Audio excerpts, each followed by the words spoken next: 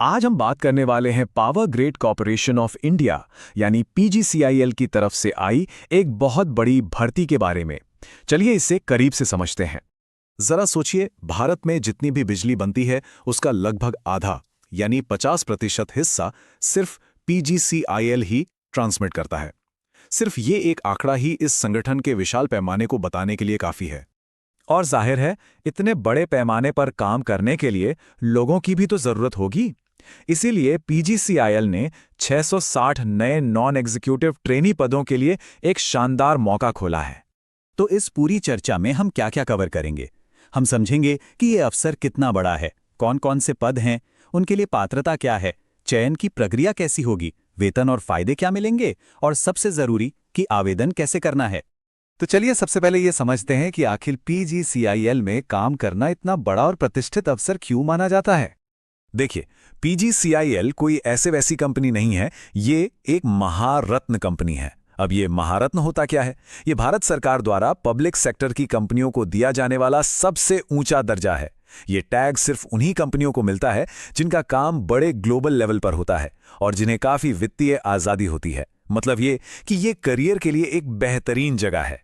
चलिए अब ये देखते हैं कि यहाँ किस किस तरह के रोल्स हैं और शायद इनमें से कोई एक आपके लिए ही बना हो। तो मोटे तौर पर यहाँ कई तरह के पद हैं। जिनके पास डिप्लोमा है उनके लिए इलेक्ट्रिकल, सिविल और सर्वे में ट्रेनी के रोल्स हैं। ग्रेजुएट्स के लिए जूनियर ऑफिसर ट्रेनी के तौर पर एचआर और फाइनेंस डिपार्टमेंट में मौके हैं।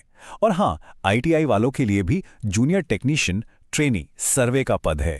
ठीक है, पद तो पता चल गए, लेकिन सवाल ये है कि इनके लिए टेक्निकल नॉलेज किस लेवल की चाहिए होगी। इसको समझने के लिए एक उदाहरण देखते हैं। मान लीजिए डिप्लोमा ट्रेनी इलेक्ट्रिकल की पोस्ट है, तो आपसे ट्रांसफॉर्मर के काम करने के बेसिक प्रिंसिपल के बारे में पूछा जा सकता है। इससे ये एकदम साफ हो जाता है कि सिर्फ प्रैक्टिकल नहीं बल्कि आपकी थ्योरी भी बिल्कुल पक्की होनी चाहिए।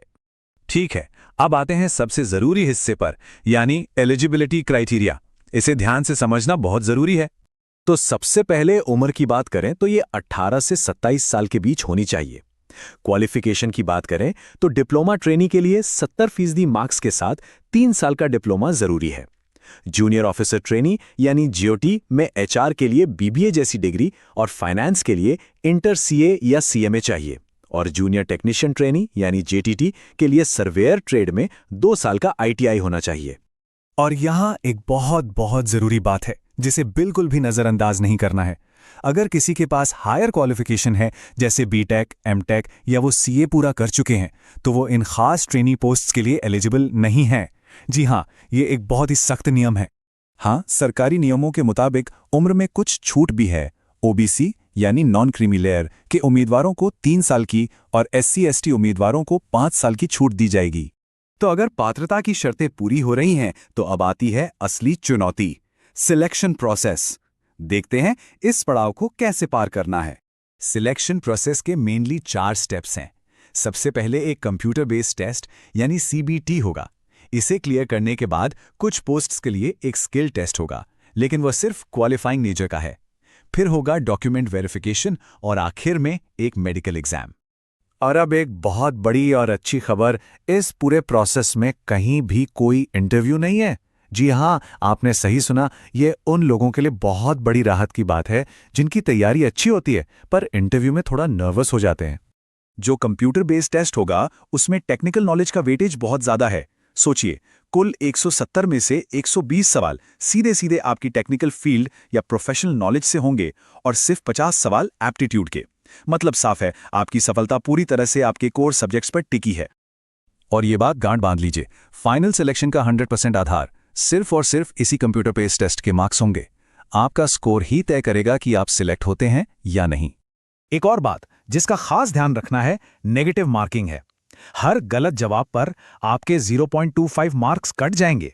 तो तुक्का लगाने से बचना होगा और सटीकता पर ध्यान देना होगा।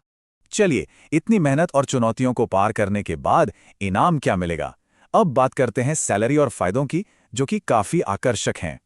ट्रेनिंग पूरी होने के बाद डिप्लोमा और जूनियर ऑफिसर ट्रेनीज का सालाना CTC यानी कॉस्ट टू कंपनी लगभग 12.5 लाख रुपए होगा। ये सच में एक बहुत ही शानदार पैकेज है। और जूनियर टेक्नीशियन ट्रेनिंग की बात करें तो उनका सालाना सीटीसी भी ट्रेनिंग के बाद करीब 10.9 लाख रुपए होगा, जो कि बहुत अच्छा है। और ये सिर्फ बेसिक सैलरी नहीं है, इस सीटीसी में बहुत कुछ शामिल है, जैसे कि बेसिक पे, महंगाई भत्ता, एचआरए या कंपनी का क्वार्टर। इसके अलावा परफॉर्मेंस पे, पीएफ, पेंशन, ग्रुप इंश्योरेंस, ये सब मिलकर इस पैकेज को और भी वैल्यूएबल बनाते हैं। तो अगर ये सब सुनकर आपका मन बन गया है तो अगला कदम क्या है? चलिए एप्लीकेशन प्रोसेस को भी जल्दी से समझ लेते हैं। प्रोसेस पूरा का पूरा ऑनलाइन है। आपको powergrid.in पर जाना है, वहां कैरियर सेक्शन में जाकर खुद को रजिस्टर करना है।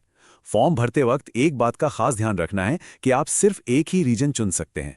फिर अपने डॉक्यूमेंट्स अपलोड करके और फीस पे करके एप्लीकेशन सबमिट कर देनी है। और हाँ, ये तारीखें अपने कैलेंडर में मार्क कर लीजिए। एप्लीकेशन 20 अप्रैल से शुरू होंगी और 11 मई 2026 को बंद हो जाएंगी। तो आखिरी दिन का इंतजार बिल्कुल मत कीजिएगा। आपकी क्वालिफिकेशन 15 जुलाई 2026 तक पूरी हो जानी चाहिए। तो आखिर में सवाल यही है, क्या ये वो मौका है जो ना सिर्फ देश को बल्कि आपके भविष्य को भी नई ऊर्जा